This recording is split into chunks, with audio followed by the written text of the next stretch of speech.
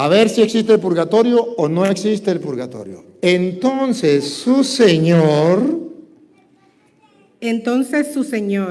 enojado, le entregó a los verdugos hasta que pagase todo lo que le debía.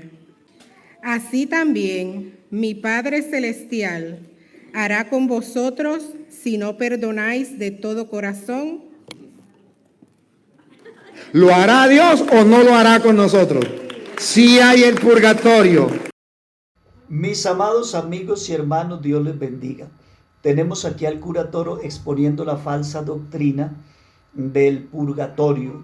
Y esta es una falsa doctrina de las más blasfemas. Fíjese que esta doctrina ataca directamente la obra del Calvario, rebajando la sangre de Cristo, haciéndole creer a mucha gente que la sangre de Cristo no es suficiente para limpiarnos de todo pecado, y por tanto hay pecados que no alcanzan a ser limpiados y nos toca ir a una llama de fuego para sufrir, ya que la sangre de Cristo no fue capaz de limpiarnos de todo pecado, haciéndole creer a mucha gente que Cristo no pagó la deuda completa y que nosotros tenemos que ir a ayudar a pagar esa deuda con sufrimiento en una cárcel de dolor y de fuego, cosa que insulta al mismo Señor Jesucristo. Y aquí vemos al cura Toro tomando un texto bíblico, manipulándolo y sacándolo de contexto para decir cosas que el texto no está diciendo en ningún momento. Fíjese que él toma el pasaje que es una parábola de un hombre rico que tenía un deudor que le debía 500, y como este hombre no tenía con qué pagar, el hombre rico lo perdonó, y este hombre, después de perdonado, no fue capaz de perdonarle al otro que le debía 50 a él. Entonces aquel hombre rico, enojado, lo puso en la cárcel hasta que pagara, y termina el texto diciendo: así nuestro Padre Celestial hará si no perdonan a los hombres sus ofensas. Así que toda esta enseñanza lo que nos quiere decir es que si nosotros no perdonamos a los hombres las ofensas, Dios tampoco nos perdonará a nosotros. Pero en ningún momento el texto está diciendo que Dios nos va a meter a nosotros en un purgatorio o en una cárcel hasta que paguemos, porque para eso fue la obra del Calvario. Ahora, aquí nosotros lo vamos a ver en un momento citando otro versículo que también lo manipula y lo saca de contexto para decir cosas que el texto no está diciendo.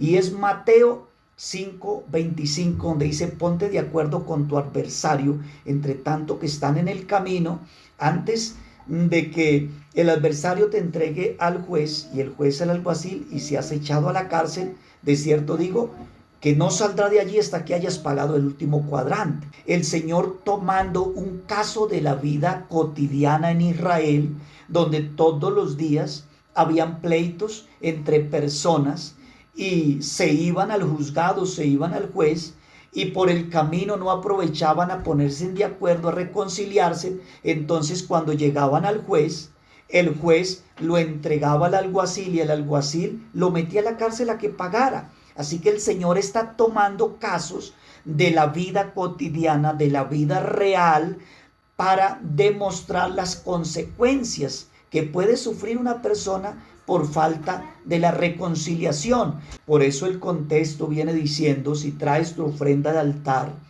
y te acuerdas que tu hermano tiene algo contra ti, deja tu ofrenda y ve y reconcíliate con tu hermano. Pero el Señor aquí no está hablando de purgatorios, no está hablando de cielo, no está hablando de cosas simbólicas, sino que está hablando cosas literales de la vida cotidiana para enseñarnos la necesidad de reconciliarnos y las consecuencias de no reconciliarnos. Entonces el cura Toro lee este versículo y le pone un método de interpretación que se llama el método alegórico, que es tomar un texto que está de forma literal y ponerle un sentido simbólico para darle otra interpretación. Entonces él toma este texto y dice: ¿y quién es el juez? Y dice que el juez es Dios, cuando en ese texto ese juez que está hablando ahí no es Dios, está hablando de los jueces de Israel. Ese camino no es la vida, ese camino es el camino en que los hombres emprendían para llegar al juzgado y debían reconciliarse antes de llegar allá. Así que él toma el método alegórico y lo toma en parte, porque si él le pone a todo el relato, le pone el simbolismo, se le cae la tesis. ¿Sabe por qué? Porque él dice que el juez es Dios, que el camino es la vida, y hasta ahí se queda. Pero si le va a meter el simbolismo, ¿quién sería el adversario? Él tendría que decir que el adversario es el diablo. ¿Y cómo va a decir que el adversario es el diablo? ¿Acaso el diablo toma a las personas y se las entrega a Dios para que Dios las meta en un sufrimiento? Eso no tiene sentido. Ahora, ¿quién sería el alguacil a quien Dios le entregaría a la persona para que la meta al infierno? ¿Quién sería ese alguacil? O para que la meta al purgatorio. Entonces no le cuadra la tesis, por eso la pone a medias y empieza a darle un sentido simbólico y asegurar cosas que el texto no está diciendo. Escúchelo usted mismo. Mateo capítulo 5, versículo 25. Ponte de acuerdo con tu adversario pronto, entre tanto que estás con él en el camino. No sea que el adversario te entregue al juez. A ver, dime aquí, ¿quién es el juez? Dios. Dios. Mientras vamos de camino, nosotros, ¿a dónde se refiere? En la vida. En la vida. Siga. Cuando llegamos al juez, que ya morimos. Siga. Y el juez al alguacil, y seas encarcelado en la cárcel. Sea encarcelado en la cárcel. Entonces hay una cárcel. A esa cárcel nosotros la llamamos purgatorio. No la llamamos cárcel, la llamamos purgatorio. Pero Jesús la llamó cárcel. Sea encarcelado en la cárcel.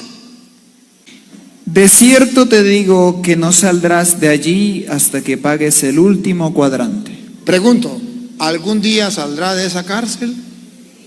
Sí, hasta que pague el último. Ajá. Y pregunto, ¿cuál es esa cárcel? ¿El infierno, el cielo o cuál sería? Ahora, él le mete un sentido simbólico para dar a entender lo que el texto no está diciendo. Y termina diciendo, ¿y cuál es esa cárcel? Pues esa cárcel que Cristo está hablando en esa narración eran las cárceles que habían en Israel, a las que metían a aquellos hombres que tenían pleito y no se reconciliaban antes de llegar al juez. Los metían a esa cárcel hasta que pagaran lo que debían y después salían. De esa cárcel era que hablaba Jesús. Jesús no estaba hablando de una cárcel espiritual. Esa es la hueca sutileza que él toma para implementar una falsa doctrina, insultando la obra del Calvario. Escuchemos otro versículo que él toma y manipula también, y vamos a ponerlo en contexto para derribarle los argumentos. Una segunda cita para que la tenga más clara. Primera de Corintios capítulo 3, versículo 13. La obra de cada uno se hará manifiesta, porque el día la declarará.